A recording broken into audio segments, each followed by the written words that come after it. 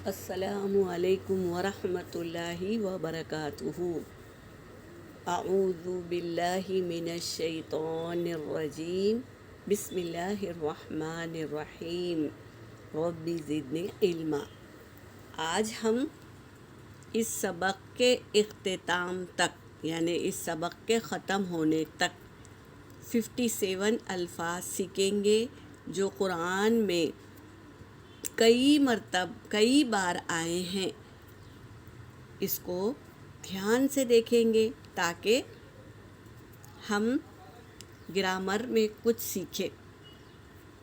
آج ہم اذان کے بارے میں گرامر کے ذریعے سے سیکھیں گے۔ اذان کیا ہے؟ ندا ہے، ندا ایمان والوں کے لیے ندا ہے، یعنی آواز دی جاتی ہے ایمان والوں کو کہ آؤ نماز کی طرف، آؤ کامیابی کی طرف آؤ۔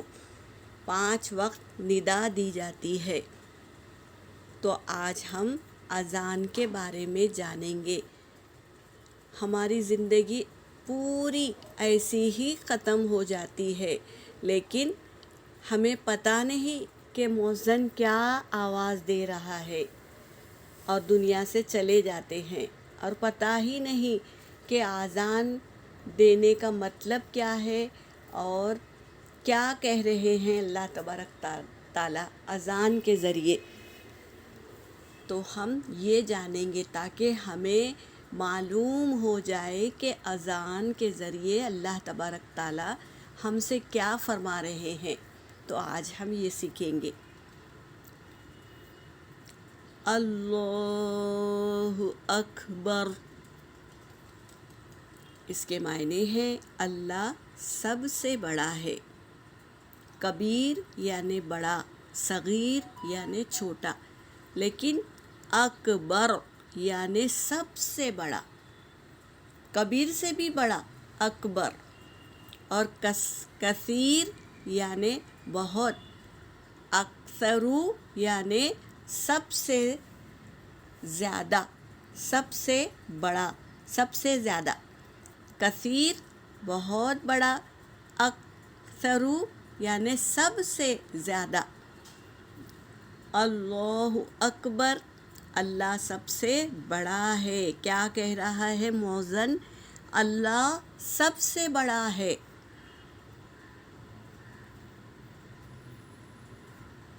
اشہدو کے معنی ہیں میں گواہی دیتی ہوں۔ مؤذن کہتا ہے دیتا ہوں۔ اشہدو کا مطلب کیا ہے؟ میں گواہی دیتی ہوں۔ ان کا مطلب ہے کہ، تو ہم ان لا الہ نہیں کہیں گے بلکہ اللہ الہ کہیں گے۔ نون کو ڈراپ کر دیں گے، نہیں پڑھیں گے۔ اللہ الہ کہ نہیں ہے کوئی معبود، الا اللہ سوائے اللہ کے۔ اشہدو میں گواہی دیتا ہوں، اس لفظ کو جان لیجئے، گواہی دینا ہے۔ اب یہاں پر ان کا مطلب ہے کہ، اشہدو اللہ الہ الا اللہ۔ اب یہاں جانیں گے اشہدو اللہ الہ، لا کا مطلب ہے نہیں، الہ نہیں ہے کوئی معبود، الا اللہ سوائے اللہ کے۔ اب یہ ما جو ہے یہ ماضی پر آتا ہے، یعنی گزرا ہوا واقعات پر یہ ما لایا جاتا ہے۔ اس کے معنی ہیں 3 معنی ہیں ما کے، نہیں بھی آتا ہے، کیا اور جو، یہ تینوں معنی ہیں ما کے۔ اور لا کا مطلب نہیں ہے، یہ مضارع پر لایا جاتا ہے۔ لم کا مطلب بھی نہیں ہے، اور لن ہرگز نہیں۔ لن آ جائے کوئی آیت پر تو ہم کو کہنا ہوگا ہرگز نہیں، یہ چیزوں کو یاد کریے اور دماغ میں بٹھائیے تاکہ قرآن پاک میں ہم اچھے سے پڑھ سکیں۔ اب یہاں پر اشہد اللہ الہ الا اللہ، الہ کا مطلب ہے ایک معبود، اور آلیہ کا مطلب ہے بہت سے معبود، یعنی الہ کی جمع ہے یہ، آلیہ یعنی بہت سارے معبود۔ اشہد اللہ الہ الا اللہ، الہ کے 3 اہم معنی یہ ہے الہ کے، جس کی پوجا و پرستش کی جائے۔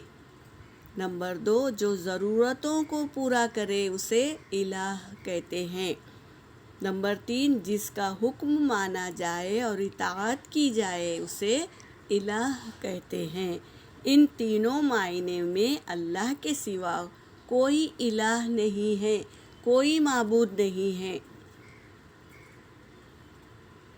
اب ہم سمجھیں گے اشہد ان، محمدر بولیں گے، محمدر نہیں، محمدر رسول اللہ۔ اشہدو کے معنی تو ہم سمجھ گئے تھے کہ میں گواہی دیتی ہوں۔ انا کا مطلب کہ ہے، انا کا مطلب کیا ہے؟ کہ ہے، اسے یاد رکھیے۔ اب ہم انا کے بارے میں جانیں گے۔ انا، انا، ان کا مطلب ہے کہ، کیا ہے؟ کہ اشہد اللہ الہ الا اللہ، میں گواہی دیتی ہوں کہ نہیں ہے کوئی معبود سوائے اللہ کے۔ اس کے ذریعے ہم ان کو یاد رکھیں گے۔ اور دیکھو ان، اشہد ان، یہ بھی کہ ہی معنی آتے ہیں۔ اشہد ان، میں گواہی دیتی ہوں کہ محمد رسول اللہ، محمد رسول ہے اللہ کے۔ اب دیکھو ان آیا ہے، یہ ہے ان کا مطلب ہے اگر، تو ہم ان کو کیسے یاد کریں گے؟ انشاء اللہ، جب انشاءاللہ کو یاد رکھیں گے تو ہم کو پتہ چلے گا نا ان کا مطلب ہے اگر، اگر چاہے اللہ، شاء یعنی چاہنا، اگر چاہے اللہ۔ انا کا مطلب بے شک ہے، انا کا مطلب کیا ہے؟ بے شک ہے۔ ان کا مطلب ہے کہ، اور انا کا مطلب بھی کہ ہے، ان کا مطلب ہے اگر، اور انا کا مطلب ہے بے شک۔ اس آیت کے ساتھ ہم انا کو یاد رکھیں گے، ان اللہ مع الصابرین، اس آیت سے انا کو یاد رکھیں گے، بے شک اللہ صبر کرنے والوں کے ساتھ ہے۔